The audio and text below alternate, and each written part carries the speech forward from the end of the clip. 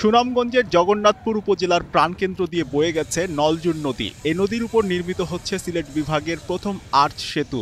জগন্নাথপুর ও আশেপাশে লক্ষাধিক মানুষের একমাত্র যাতায়াত ভরসা এই সেতুটি, কিন্তু নির্ধারিত সময় শেষ হলেও সেতুটি আজও অসম্পূর্ণ।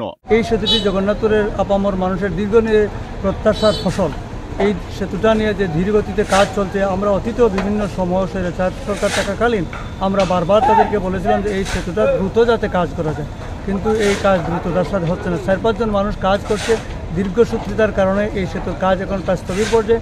3 দফা সময় বাড়িয়েও সেতুর কাজ শেষ না হয় বিকল্প সাঁকো ব্যবহার করতে হচ্ছে স্থানীয়দের। প্রতিদিনই জীবনের ঝুঁকি নিয়ে শিক্ষার্থী ও স্থানীয়রা যাতায়াত করছেন এই সাঁকো দিয়ে। বাইপাস রাস্তা এটা খুব ভাঙ্গা, আমরা চলাফেরা করতে খুব সমস্যা হয়। ভাঙ্গা রুঙ্গা আছে, এগুলা দিয়ে চলতে মানে আমরা খুব কষ্ট হয়।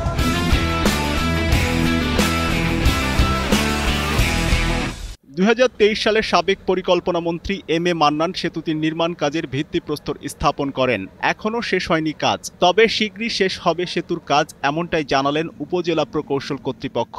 কাজের যে টাইম, সেই টাইমের ভিতরে শেষ না করলে এটা হচ্ছে যখন তার একটা সমস্যা একবারে বাতিল করে দেয়া।